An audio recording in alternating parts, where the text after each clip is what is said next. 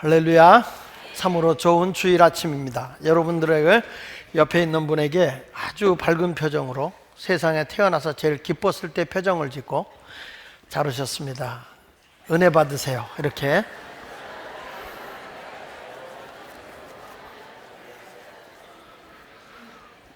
오늘도 여러분 살아계신 하나님을 기대하는 거룩한 시간이 되기를 축복합니다.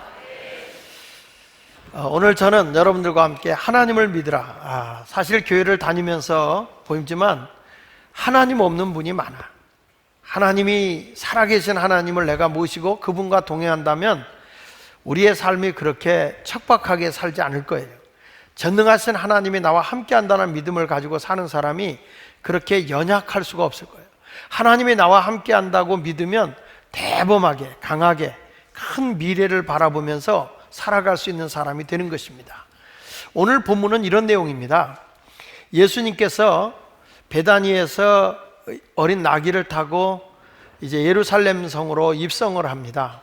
그것은 인류의 모든 허물과 죄를 담당하고 십자가 위에서 죽기 위해서 예루살렘에 입성을 했는데, 제일 먼저 예수님이 예루살렘에 들어가셔서 그 성전을 둘러보셨다고 그랬습니다.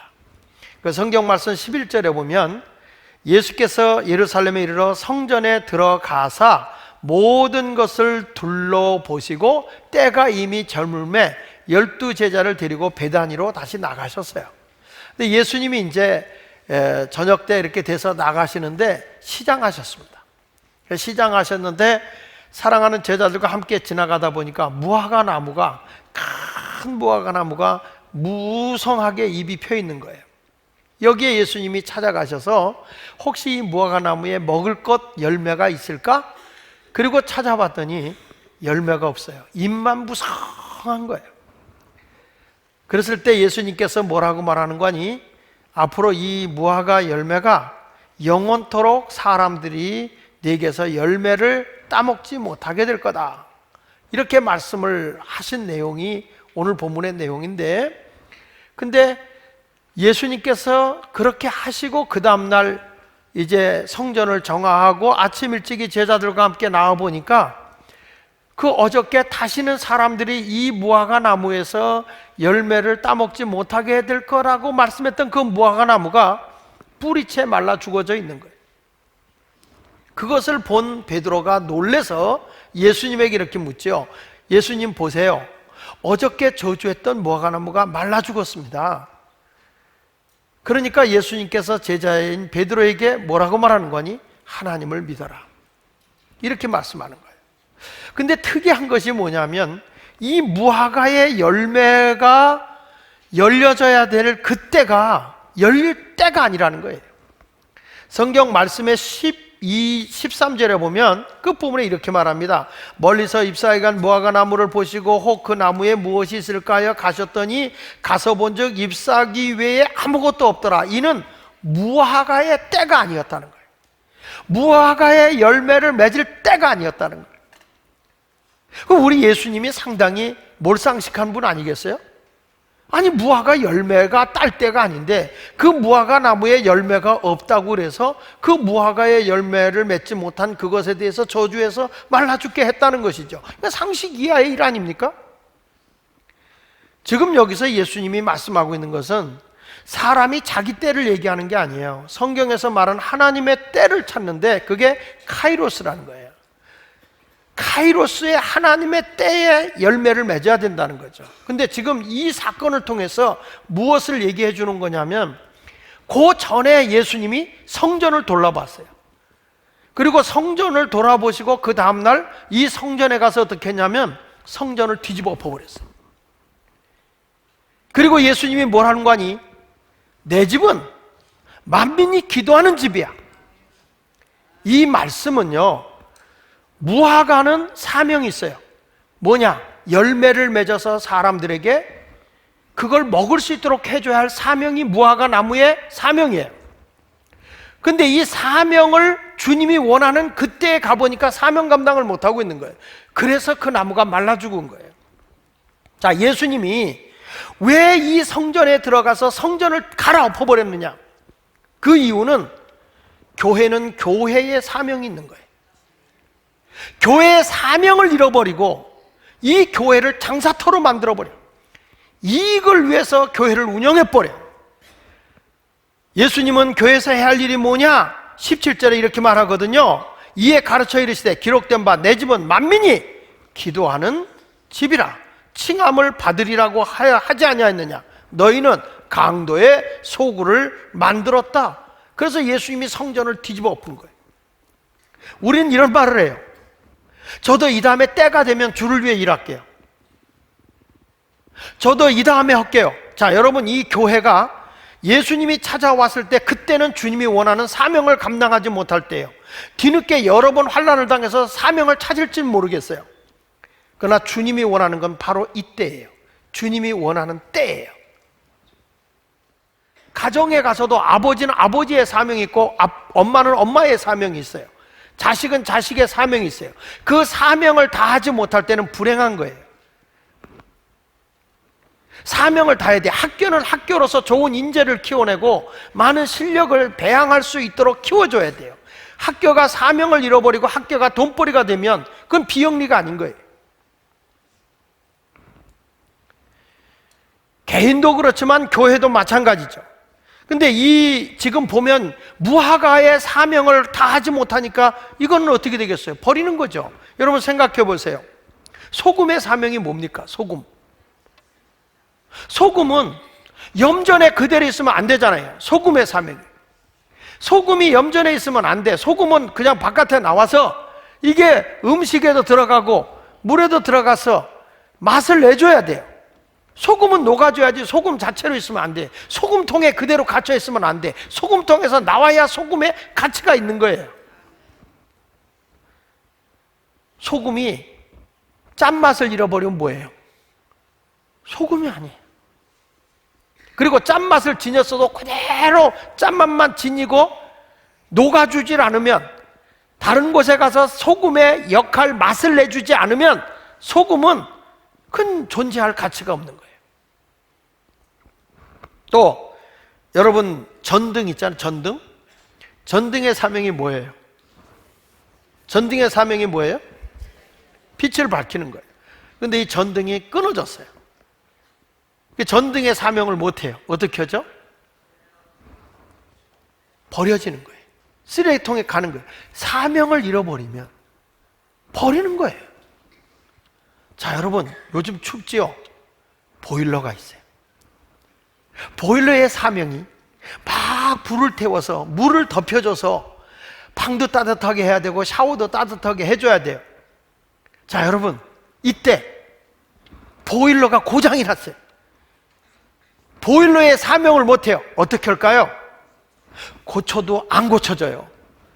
보일러 사명을 잃어버렸습니다. 어떻게 합니까? 물어보는 내가 죄인이죠? 쓰레기예요. 쓰레기. 여러분, 우리가 숨 쉬고 있다고 사람이 아니에요. 내가 사람의 눈을 보고 있다고 해서 사람이 아니에요. 내가 사명을 감당할 때 가치 있는 사람이 되는 거예요. 사명을 다하지 못하면 쓰레기 같은 존재인 거예요. 버려지는 거예요. 우리가 이 자리에 교회 와서도 신앙생활하고 입만 무성하게 신앙 고백하는데 하나님이 보실 때 열매 없는 신앙생활을 하고 있다면 당연히 그것은 버려지는 거예요. 우리가 가지고 있던 거, 은사도 말라지는 거예요. 무화과가 사명을 감당하지 않았을 때 말라버린 것처럼 은사도 말라버리고 하나님의 은혜로 받는 복도 말라버리게 되는 것이고 하나님이 베풀었던 모든 것이 다 말라지는 거예요. 이게 사명을 잃어버리면 버려지는 거예요. 사명을 찾잖아요. 그러면 영양가 있도록 자꾸 열매를 더 맺도록 거름도 줘요. 잘 크도록 보호해줘요. 열매를 잘 맺어보세요. 버려지지 않는 거예요. 하나님의 자녀는 다 이 땅의 빛의 사람으로 하나님이 사명을 준 자인 것입니다. 사명을 가진 사람이 그 사명을 감당하려고 해보세요. 우리 하나님께서 능력 줘줍니다. 여러분이 하는 모든 것에 잘되게 하십니다. 복도 많이 주십니다. 그래서 성경은 이렇게 말해요. 우리가 기도할 때도 이렇게 말하잖아요. 요한일서 5장 14절에 보면 그를 향하여 우리가 가진 바 담대함은 이것이니, 이런 말씀에 그의 뜻대로 무엇을 구하면 들으심이라. 그분의 뜻, 그분이 내게 주신 사명, 그분이 내게 주신 어떤 본분, 이것에 맞추어서 내가 살면 하나님이 들으시고 다 필요한 걸 공급해 주신다는 거예요. 아직 내 때가 안 됐어. 이 다음에 늙으면 내가 그때 가서 할 거야. 그건 내 시간이야.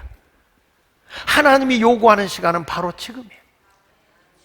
내 때가 이르지 아니했다 할 말을 하지 않는다. 우리는 주님의 때에 맞춰서 가야 할 줄로 믿습니다. 그래서 여러분들이 하나님의 능력을 제한하지 마시고 전능하신 하나님을 믿고 나가시면 무한한 하나님의 능력이 나타나는 거예요. 성경이 이렇게 말합니다. 에베소 3장 20절에 말씀하기를 우리 가운데 역사하시는 능력대로, 우리 가운데 역사하시는 능력대로 엄청난 능력을 가진 하나님이 우리가 구하거나 생각하는 모든 것에 더 넘치도록 능히 하실 이에게. 자, 어떤 사람은 전능하신 하나님을 믿는다고 하면서 자기가 구하는 것도 없고 생각하는 것도 없어요. 어떤 사람은 생각하는데 늘 부정적인 생각만 해. 안 되는 생각만 해. 그런 사람은 생각하는 것에 넘치게 주시는 분이기 때문에 결국에는 더 안 돼. 어떤 사람은 늘 노파심이 생겨요. 나 이러다가 죽을 병 걸리면 어떡하지? 나 이러다 죽을 병 걸리면 어떡하지? 늘 걱정하고 살아. 늘 생각 속에 나는 이러다 병 걸릴 것 같아. 암 걸릴 것 같아. 걱정하지 마세요. 걸려요. 왜 그런지 아세요? 생각하는 것에 넘치게 하신 하나님이에요. 그래서 우리는 잘못된 생각을 해서는 안 돼. 구하고 그리고 여러분이 좋은 생각을 하고 살아가야 할 줄로 믿습니다. 과거에 제가 한 얘기지만 여러분이 어떤 것을 생각하고 있는지 모르겠어요. 저는 총각 목회를 하고 있을 때 늘 생각했어요. 하나님, 난 이런 사람 만나게 해주세요.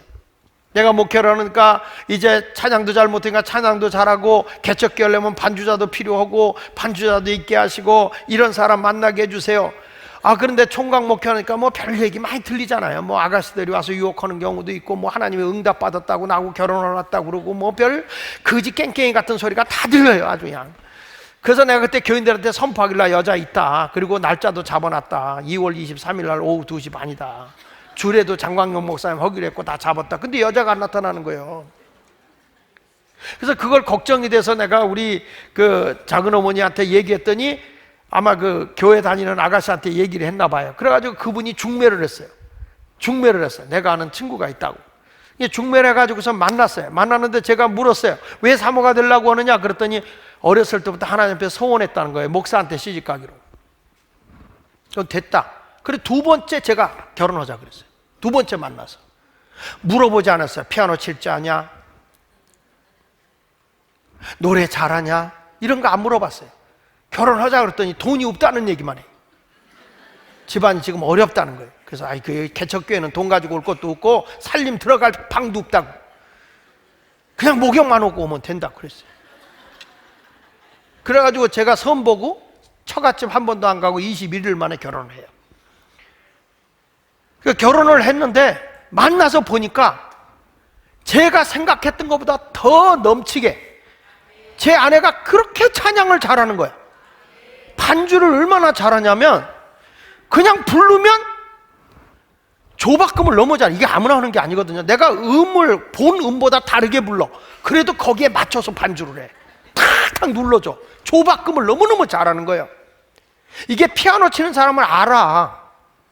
여러분은 그냥 그런 게 있나 보다지만, 근데 어느 교회 가서 제가 찬송가 부르잖아요. 그러면 본 곡하고 다르잖아요. 다르면은 자기 이 악보에 나와 있는 대로 쳐. 그러니까 나하고 안 맞는 거예요. 그러니까 나하고 지금 교인들하고 부르고 있는데 지 혼자 쳐. 그러니까 이게 엇박자가 되니까 내가 피아노를 맞추러 가야 돼 이게. 근데 제 아내는 그걸 잘하는데, 처음에 왔는데 제가 깜짝 놀란 게 몇 장 그러면 보지도 않고 찾지도 않고 그냥 해. 1장부터 끝장까지 찬송가를 다 외워. 나 그런 여자 달라고 한 적 없어. 그냥 다만 하나님 앞에 찬송 잘하고 반주 잘하는 사람, 이걸 원했던 거예요. 그렇게 기도했어요. 근데 만나고 보니까 내가 생각했던 것보다 더 넘치도록 이렇게 주시는 거예요. 지금은 찬송가가 다 이게 몇 번 바뀌는 바람에 헤매고 못 찾아요. 이게 보고 오지만 그 전에 왔을 때는 와 진짜 저도 놀랐어요. 이렇게 반주를 잘 찬양도 집사람이 탁 마이크 잡고 반주 부르면서 찬양을 하는데 제가 좀 오늘 부득불 자랑 좀 할게요. 그런데 그런 사람을 만난 거예요. 찬양을 너무 잘하는 거예요. 그래서 너무 은혜스러워서 제가 그랬어요. 우리 CD 내자 그랬어요. 말을 안 들어서 아직 안 낸 거예요. 지금은 안 돼. 할머니라. 근데 저는 여러분에게 말씀하는 거예요. 우리의 온갖 구하는 것이나 생각하는 것에 더 넘치도록 능히 하실 분이라는 거예요.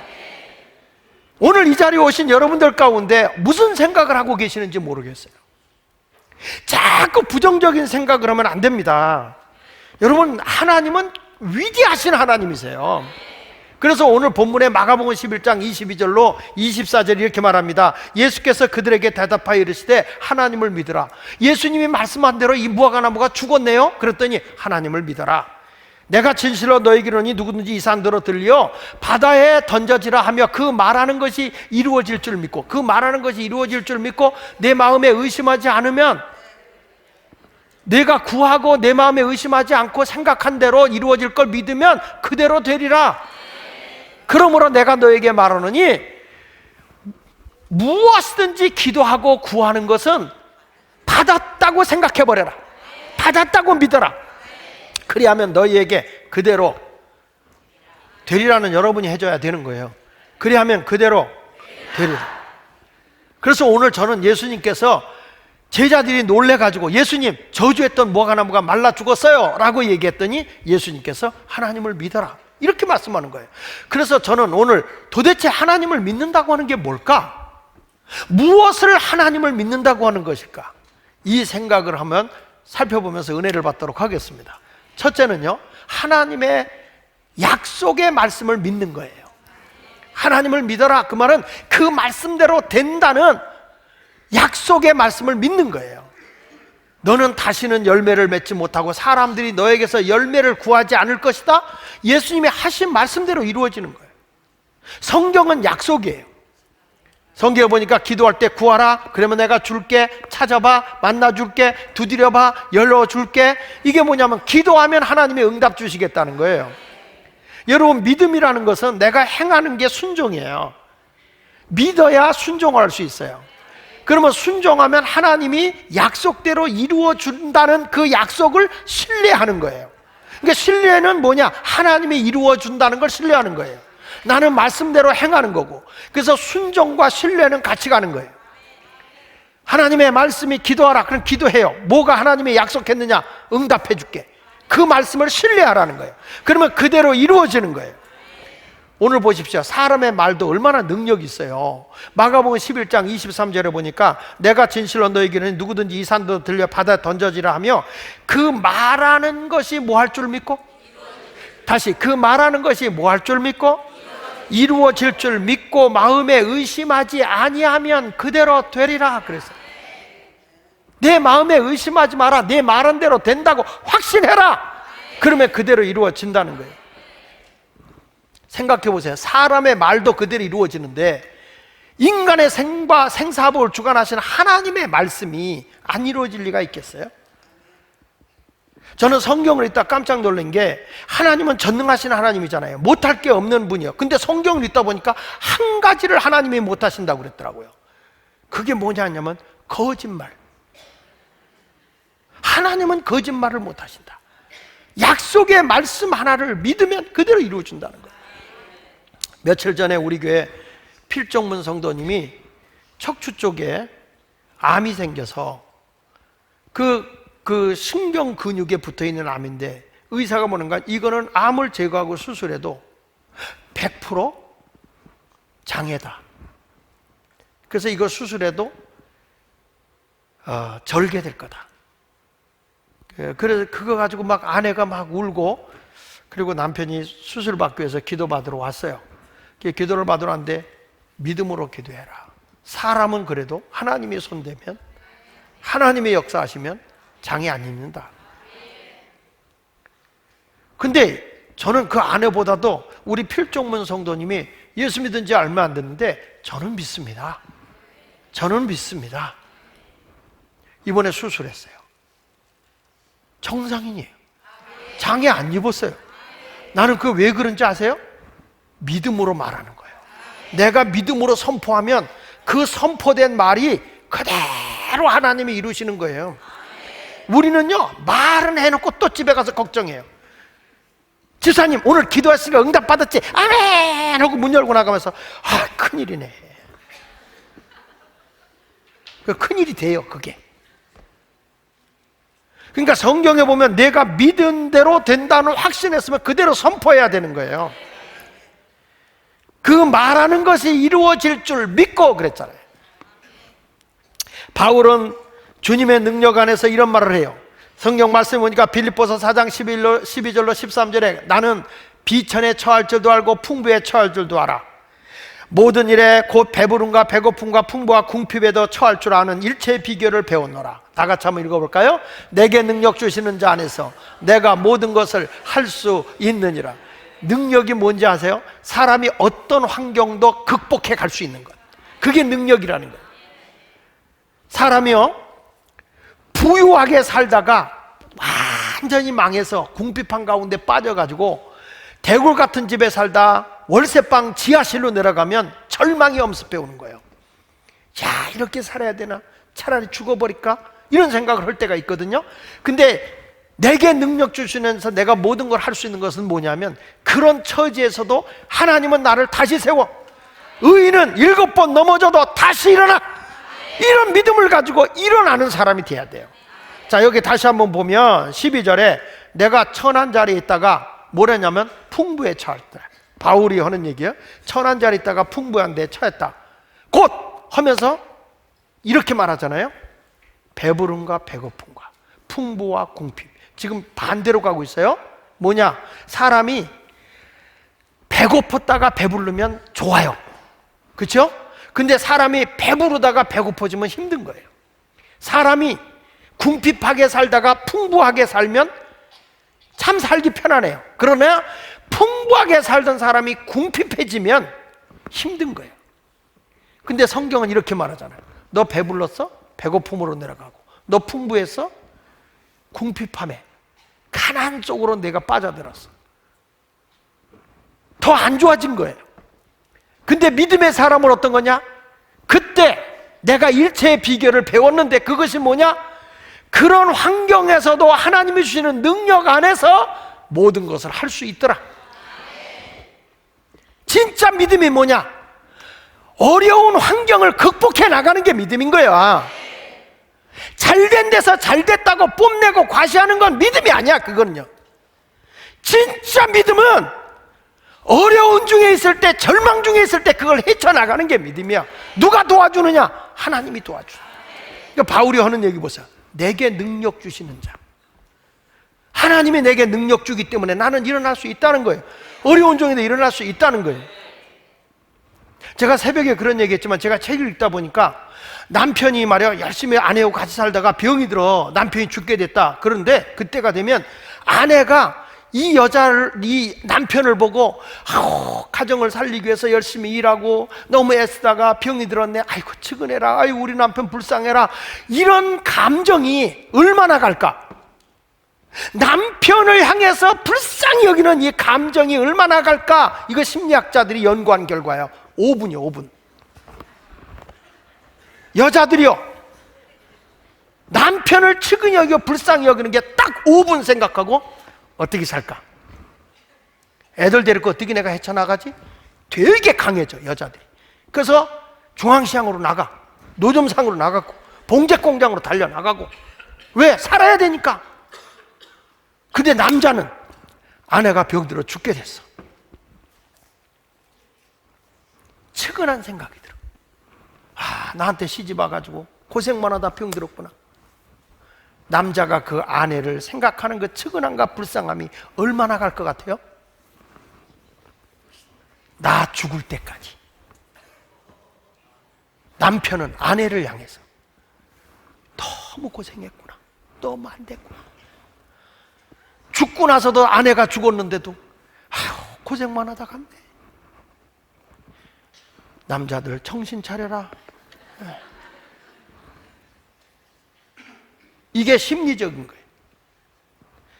우리는 이 세상을 살아갈 때 누구 힘을 의지하고 살아가야 되느냐? 전능하신 하나님을 의지하고 살아가야 된다는 거예요. 여러분, 어떤 환경에서 스스로 내가 일어설 수 있는 믿음의 사람이 되길 바랍니다. 영적인 사람은 그래서 떡으로 사는 게 아니에요. 물질로 사는 게 아니에요. 하나님의 입으로 나오는 말씀을 의지하고 살아가는 거예요.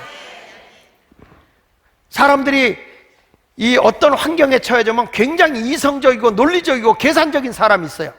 성경에 보면 빌립이라는 사람이 그런 사람이에요. 빈들판에 왔는데 사람은 많고 먹을 게 없고 저녁 때가 됐어요. 근데 예수님께서 빌립이라는 사람, 굉장히 논리적이고 이성적이고 그런 사람에게 이렇게 말을 해요. 요한복음 6장 5절로 6절을 같이 읽어봅니다. 자, 시작. 예수께서 눈을 들어 큰 무리가 자기에게 오는 것을 보시고 빌립에게 이르시되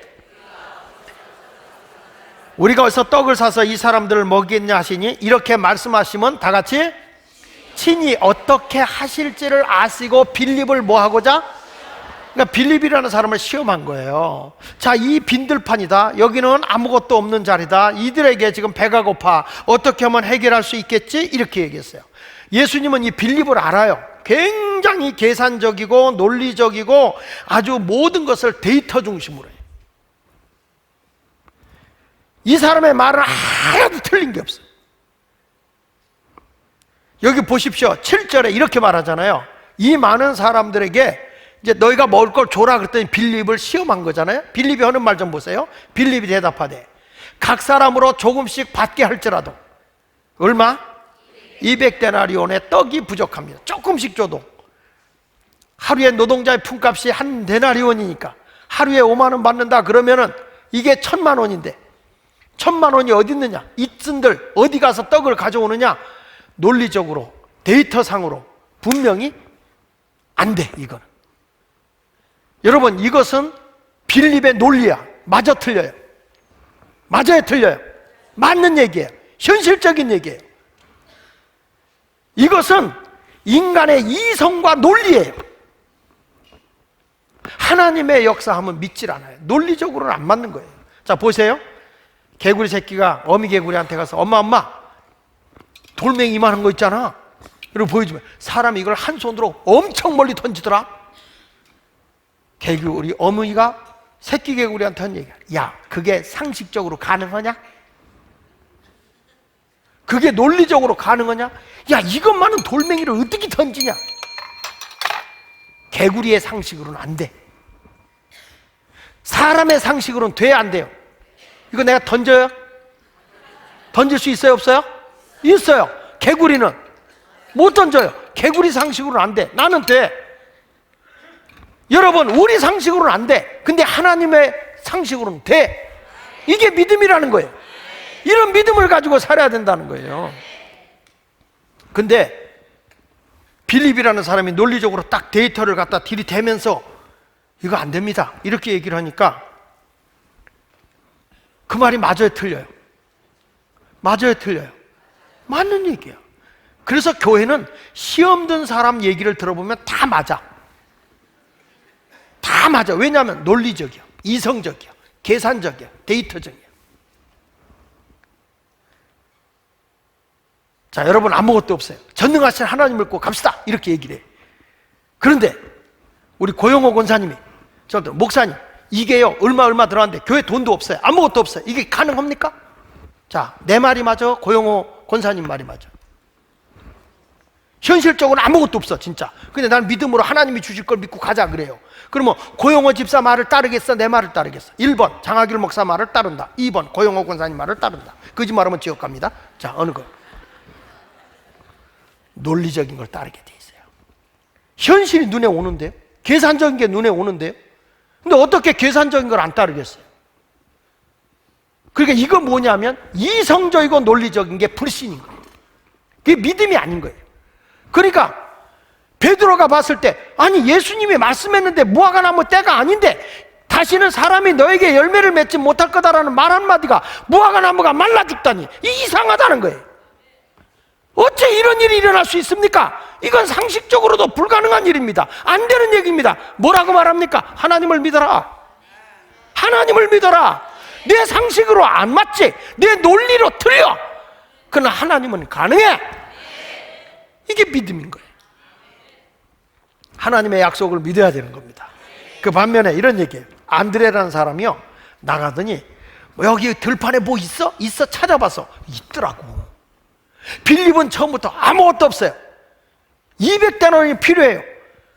그래가지고 빌립이라는 사람은 논리적으로 상식적으로 안 된다고 그러는데 안드레는 찾아보는 거예요. 뭐 있어요? 있어요. 그랬더니 가져오는데 보리떡 5개, 물고기 2마리 찾아와서 예수님에게 하는 얘기예요. 예수님, 왜 그래? 여기 다 뒤졌거든요. 먹을 걸 내가 찾았거든요. 근데 보리떡 5개, 물고기 2마리, 요거 하나예요. 어린 아기가 한 끼 먹을 수 있는 분량이에요. 그러면서 이런 말을 합니다. 이것이 보리떡 5개, 물고기 2마리 가지고 있는 이것이 이 사람들에게 무슨 도움이 되겠어요? 자기가 믿는 믿음이 공격을 당하는 거예요. 자, 요한복음 6장 9절 보십시다. 시작. 한 아이가 있어 보리떡 5개, 물고기 2마리를 가지고 와 있나이다. 다 같이. 그러나 이것이 무슨 도움이 되겠습니까? 이게 무슨 힘이 되겠습니까? 믿음을 공격당하는 거예요. 주어진 상황의 부족함을 알고 나서 뭐죠? 이건 여기 있는 모든 사람에게 해당되지 않는다고 믿는 거예요. 불신앙이죠. 가져왔어도. 그러나 약속된 하나님의 말씀을 믿는 사람은 불가능을 가능하다고 바라봐요. 히브리서 11장 1절에 보니까 믿음은 바라는 것들의 실상이요 보지 못하는 것들의 증거라는 거예요. 자, 그러면 제가 이렇게 말씀할게요. 자, 우리 예수마을교회가 저 아프리카 한 나라를 책임지고 전도합니다. 선교합니다. 그러면 여러분들 딱 계산을 해야 돼. 돈이 얼마 있어야 된대? 상상할 수 없도록 돈이 많이 들어갈 거예요. 안 되는 거예요. 그런데 이런 분이 있어요. 아, 그래요. 해야죠. 기도로 할게요. 근데 여기서 우리가 가지고 있는 게 몽땅 해봐야 보리떡 5개, 물고기 2마리. 저는 다른 건 몰라도 그 아프리카 가서 얼마나 물도 안 좋고 거기서 고생하겠어요. 저는 우리 선교사님에게 비누 한 장 보낼게요. 저는 10,000원 보낼게요. 여러분, 그게 오병이어야. 뭐가 돈이 많아서 되는 게 아니에요. 저희가 처음에 교회를 세우고 우리도 개척교회 하면서 어떻게 했느냐? 인도네시아에 학교를 세웠어요. 교회를 세웠어요. 그때 우리 선교팀들이 거기 가서 같이 그 학교 했어요. 근데 그 인도네시아의 그 감리교 본부를 통해서 그걸 했는데 엄청난 학교가 됐고 거기서 하나님의 큰 일을 해요. 우리가 돈 준 건 얼마 안 돼. 근데 그게 큰 역사를 이루는 거예요. 여러분, 우리 교회에 있다 선교사님으로 가신 분이 계세요. 누구냐? 이규석 선교사님이세요. 이분이 어떤 분이셨냐면 제가 시흥에서 집회를 하는데 이분이 내 집회에 참여했어요. 목회를 할 거냐 선교사로 갈 거냐 하고 고민하고 있다가 집회 중에 은혜를 받았어. 이분이 저를 찾아와서 저는 아무것도 후원자도 없고 아무것도 없지만 하나님의 부름을 받아서 소명을 지고 저는 도시락 하나 들고 밥그릇 하나 들고 동말레이자로 가겠습니다. 그 동말레이자 언어 할 줄 압니까? 못합니다. 그거 어떻게 하려고 합니까? 가서 애들하고 소꿉장난 하면서 말 배우겠습니다. 후원자 있습니까? 없습니다. 그 어디 갑니까? 저 위에 계십니다. 자, 이분이 그러고 뜻을 마치고 진짜 밥그릇 하나 들고 갔어요. 동말레이자. 나는 그 얘기를 듣고 그 다음 주간에 미국에 1982년도에 집회를 갔어요. 뉴욕 브롱스에 있는 베델 연합감리교회에 가서 집회를 하다가 이런 분이 계시다. 지금 선교로 들어간 분 있는데 달러 있는 이 교회에서 좀 그 선교사 후원하면 안 되겠느냐. 거기서 감동을 받아서 교인들이. 그래가지고 그 목사님의 스폰이 돼버렸어요.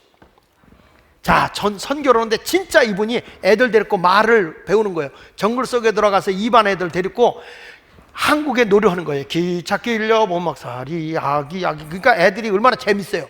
그러면서 애들하고 말을 배웠어. 이분이 한 사람에 갔어요. 우리는 이거 하다가 선교센터가 있어야 되겠다. 그리고 돌아다니다가 우리가 힘이 안 돼요. 이런 선교사인데 선교센터를 지원할 사람 있냐? 그랬더니 시원감리겠던 이현숙 장로님이 선교센터 하나를 거기다가 사줬어요. 그러니까 선교 일을 많이 했어요. 이 선교사님이 간지 3년 만에 7만 명을 전도했어요. 우리가 생활비를 조금씩 대주는데 여러분, 이것이 보리떡 5개 물고기 2마리예요. 그런데 이것이 어마어마한 일을 했어요. 이분이 우리 교회에 오셔갖고 간증하고 주무시고 아침 식사하고 나가서 차 몰고 가다가 교통사고로 세상을 뜨셨어요. 자, 목사님이 돌아가셨어요. 사모님이 목사님을 생각하는 시간이 몇 분? 5분이에요. 내 남편이 여기서 한 거 내가 한다. 그래가지고 목사님처럼 정글 속에 들어가서 선교는 못하지만 이 선교센터를 중심으로 해서 사람을 불러 모아놓고 교육을 시켜서 선교하리라, 이 사역을 한 거예요. 여러분, 이 사역을 시작하고 난 뒤에 이분이 불러다 놓고 평시들을 훈련시켜서 사역을 하기 시작했어요. 그러다 보니까 이 선교센터가 좁아. 하나님 앞에 기도한 거예요. 하나님, 이 선교센터가 너무 좁아요. 학교도 있어야 되고 뭐도 있어야 돼요. 하나님 좀 도와주세요. 기도했는데 어느 날 한 사람이 딱 오더니 이러더래. 내가 큰 호텔을 하고 있는데 호텔 네가 갖고 이거 내가 가질게, 그러더래.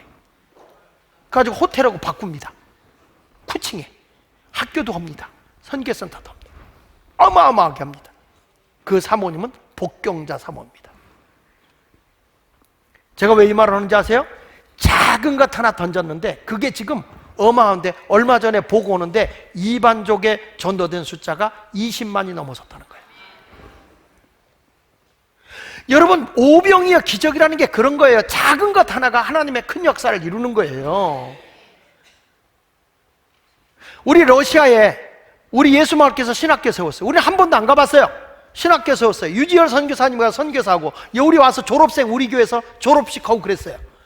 여러분, 이들이 나가서 지금 뭐 했어요? 러시아의 감리교단 교회를 세웠어요. 엄청난 교단을 세워서 그들이, 러시아 사람들 처음에 어떻게 한지 아세요? 이 사람들 공부하니까 사회주의잖아요. 공산주의잖아요. 일 안 하면 돈 안 나오잖아요. 학생들에게 우리가 월급 줘가면서 신학교를 운영했어요. 모스크바에. 지금도 있어요. 우리의 사명은, 선교라는 건 그거야. 줬으면 딱 알아서 그게 싹이 나고 꽃이 피고 열매가 맺어지는 거예요. 쓸데없이 간섭하지 마요.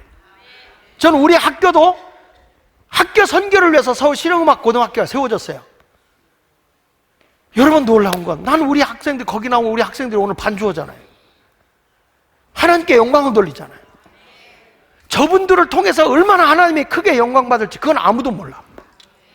그리고 그 학교는 우리가 후원을 못 해주고 있기 때문에 선생들이 굉장히 박봉을 받아. 그래도 사명감을 가지고 해.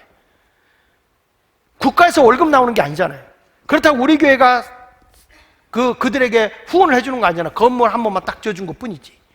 근데 그 어려운 중에도 선생들이 다른 데 비하면 어려워. 그래서 이중잡을 갖고 있어. 그럼에도 불구하고 이 학교의 소명을 가지고 일을 해. 왜냐? 이들이 자라서 하나님의 큰 나무가 될 걸 믿기 때문에. 예. 사랑하는 여러분, 우리 주님은 여기서 그걸 얘기하는 거야. 작은 것, 보리떡 5개, 물고기 2마리가 어떻게 이 많은 사람을 먹이고 살리지? 그래서 여러분들이 복을 받으라는 거야. 하나님 나라 위해서 거부가 나오라는 거예요. 그걸 위해서, 나만을 위해서 살지 말고 하나님의 큰일 하는데 나도, 나에게 있어서는 보리떡 5개, 물고기 2마리야. 내가 100억을 보는데 거기 후원을 5원 하면 그 보리떡 5개, 물고기 2마리야. 아멘 안 하네. 뭐 벌 일이 없어서 그러나? 여러분, 작은 것이 큰 일을 행하는 것입니다. 그래서 아브라함은 이렇게 말하잖아요. 로마서 4장 17절에 이렇게 말합니다. 같이 한번 읽어볼게요. 시작. 기록된 바 내가 너를 많은 민족의 조상으로 세웠다 하신가 같으니 그가 믿은 바 하나님은 죽은 자를 살리시며 없는 것을 있는 것으로 부르시느니라. 잘 보세요. 믿음이 뭐냐? 죽은 자도 살리시는 하나님, 없는 것도 있게 하시는 하나님. 할렐루야. 하나님의 뜻이 있는데 우리 여기 있던 그 세네갈로 간 우리 최근식 선교사님 있잖아요. 자, 이분이 선교지를 갔어요. 나는 말렸어요. 애들 데리고 거기 어디 가려고 그러냐. 가지 마라. 그래도 갔어요. 가고 나니까 부담스러운 거예요. 우리가 조금 도와주는데. 근데 일본에 가서 설교를 하다가 이런 분이 선교사 간 분이 계신데 이분을 좀 이렇게 좀 도와줬으면 좋겠다 그랬더니 한 분이 선교센터 지라 땅을 사라고 돈을 주는 거예요. 일본 사람이. 그래서 그 땅을 샀어. 땅을 샀는데 건물을 져야 되잖아요. 건물을 졌으면 좋겠다 하는데 그 유관재 목사 있는 성광침례교회 남선교에서 우리가 여기다 선교센터 짓겠다. 땅은 우리가 사지고, 아니 우리가 산 거 아니야. 일본에서 돈. 예. 그리고 그걸 샀는데 거기다 선교관을 짓고 지금 거기 선교를 하고 계시는 거예요. 근데 그 아이들이 주를 위해 살아서 그런지 너무 훌륭하게 자라는 것 같아요. 근데 요번에 또 미국에 집회를 갔더니 한 분이 날 붙잡고 그래. 선교사님 아들 가운데, 자녀분 가운데 자기가 대학까지 보내고 장학금 돼서 할 사람이 있었으면 좋겠다 그러더라고요. 그래서 내가 추천을 했어요. 막내 아들 거기서 좀 한번 해라. 이제 곧 답이 갈 거야. 여러분, 희한한 거는 하나님을 위해 살잖아? 그러면 하나님이 열어. 안 된다 생각하지 말고 작은 것이라도 주님을 위해 최선을 다하면 없는 것도 있게 하신 하나님. 여러분, 오늘부터 내가 할 수 있다고 외치세요. 무능해도 난 안 돼 그러지 말고 전능하신 하나님을 믿고 하나님이 나와 함께 하시면 우리는 할 수 있다 이렇게 말해야 돼. 요엘서 3장 10절 볼래요? 이런 말씀이 나와요. 시작. 자, 너희는 보습을, 여기서 보습이란 삽이야. 삽을 쳐서 칼을 만들지어다. 낫을 쳐서 약한 자도 이르기를 뭐라고 그래라? 자, 여러분, 삽이 강해 칼이 강해? 삽이 무서워 칼이 무서워? 낫이 무서워 창이 무서워? 하나님은 뭐라고 해요? 너 더 강하게 나가라. 나 지금 아무것도 없어. 약해도 약하다고 하지 마라. 강하다고 해라. 하나님을 믿는 사람은 절대 약한 자가 아니에요. 따라합시다. 난 가난하다 그렇게 말해야 돼. 난 부자다 그래야 돼. 요즘에 잘 안 되는데 미치겠다 이렇게 말해야 돼. 잘 돼가고 있습니다 그래야 돼. 내가 믿고 말하면 그대로 된다 그랬는데. 아멘입니까? 어떤 분한테 요즘에 장사할 때 죽을 마십니다. 아이고, 더 죽는다. 더 죽어.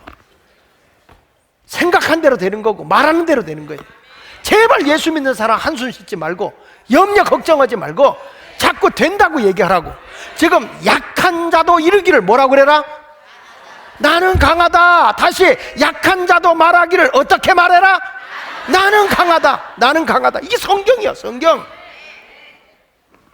하나님이 이루시는 거예요.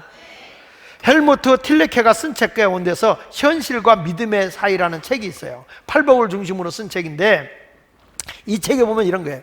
성경에 보면 심령이 가난한 자가 복이 있다. 세상에는 내 욕심이 채워져야 부자 아니에요? 근데 성경은 안 그래. 뭐라고 하냐면은 내가 다 없고 누구만 의지할 수밖에 없느냐, 하나님만 의지할 수밖에 없는 빈손일 때 그게 진짜 부자다. 예. 전능하신 하나님만을 잡을 수 있다면 너는 부자다. 왜? 그분이 강하게 일으켜준다. 그래서 그분은 말하는 거예요. 하나님만 남는 빈손 인생이 복 있는 믿음이요.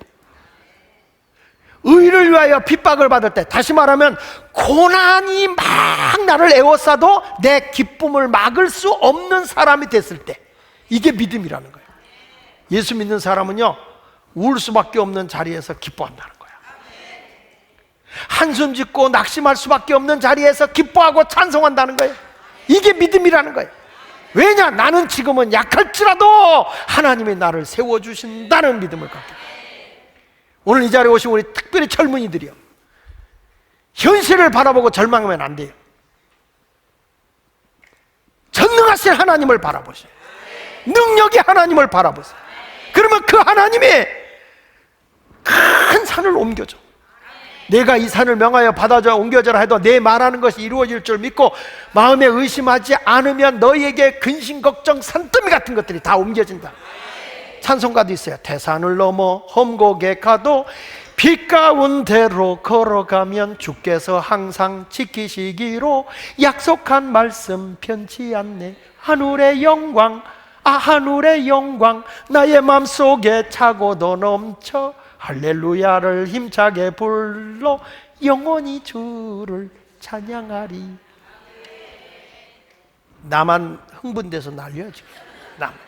뭐 가슴이 뜨거 올라야 돼. 그리고 뭐 하느냐?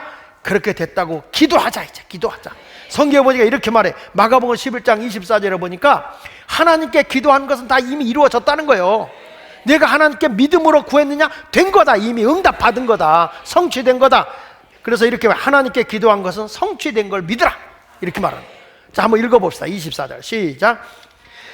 그러므로 내가 너희에게 말하노니 무엇이든지 기도하고 구하는 것은 무엇이든지 기도하고 구하는 것은 무엇이든지 기도하고 구하는 것은 받은 줄로 내가 기도했으면 된 줄로 믿어라. 그리하면 너희에게 그대로, 다시 너희에게 그대로.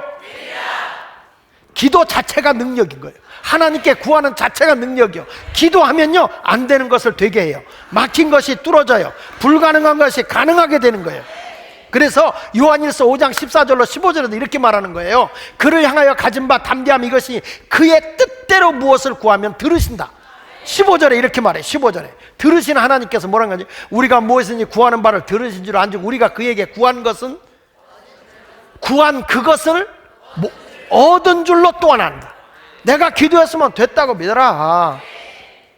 제발 걱정, 근심, 염려는 내 생각에서 지워.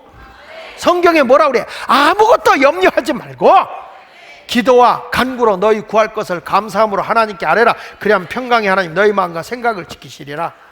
할렐루야. 목사님 뭐 아무것도 없는데요. 성경에 보면 보리떡 5개 물고기 2마리 가지고 예수님이 하늘으로 축사했어요. 기도했어요.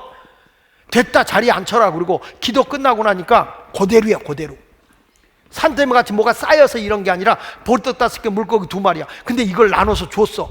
주고 와보니까 또 생겨났어. 갖다 주고 와보니까 또 그 많이 생긴 것도 아니야. 보리떡 5개 물고기 2마리야. 그래서 그걸 갖다가 주고 왔더니 또 있어. 그게 꼭 월급 같아. 월급 같아. 일당 같아. 일당. 갖다 주고 오면 그만큼 생기고 갖다 주고 오면 그만큼 생기고 갖다 주고 와보면 전혀 뒤에 아멘 할 때까지 한다. 이제 이렇게 갖다 주고 오면 또 있고 갖다 주고 또 2층도 할렐루야. 그래서 나눠주고 다 나눠주고 다 배불르다. 배불르다. 그럼 남은 것 좀 걷어봐라. 그랬더니 12강줄이가 남아 들어오는 거야. 우리는 흔히 이렇게 말해요. 있은 다음에 하겠다고 그래요. 하나님에는 그런 게 아니야. 있는 것 가지고 하는 거예요. 모세가 보리떡 5개 지팡이 하나 들고 나가라는 거예요. 하나님 나 능력이 없어. 너 가진 거 뭐지? 지팡인데요. 그 지팡이 들어. 그럼 내가 그때마다 역사할게. 여러분 그런 거야. 내가 가지고 있는 거 그걸 가지고 하는 거야. 그러면 이루시는 하나님이신 거예요. 답답하다 속상하다 하지 말고 그 시간에 두 사람 손잡고 우리 같이 기도하자. 목장에서 우리 같이 기도하자. 어려운 일이냐 기도하자. 해결된다 이거예요. 걱정할 시간 있으면 기도나 해. 기도나 해. 마태복음 18장 19절에 이렇게 말하잖아요. 진실로 너희에게 다시 말하노니 너희 중에 두 사람이 땅에서 합심하여 무엇이든지 구하면 하늘에 계신 내 아버지께서 그들을 위하여 뭐라 한다고 그랬어요? 이루신단 말이야. 이루신단 말이야. 다 이루어 주신다는 거예요. 12의 혈류병 여인이 믿음이 생긴 거야. 예수님에게 가면 내 병이 나을 것 같아. 그래서 걷지도 못하는 사람이 막 예수님에게 달려나가. 사람이요 가슴에서 불타면 누구도 못 말려. 가슴이 막 끌어올리는데 뭐 불타는 이 가슴 말 못하는 이 심정 막 이러면서 끌어올리는데 뭐 여러분 아이들 연애하고 불타오르는 거 못 말려. 끌수록 더 타. 그래가지고 마태복음 9장 22절에 보니까 시작. 예수께서 돌이켜 그들을 보시며 이르시되 따라 안심하라. 내 믿음이 너를 구원하였다 하시니 여자가 그 즉시 구원을 받으니라. 야 여러분 우리 아이들이 이번에 예배 안 빠지고 이제 신년 성회 하는데 예배 안 빠지고 오는 사람 내가 3,000원 주고 중고등학생들 5,000원씩 준다 그랬더니요 교회에서 자겠대.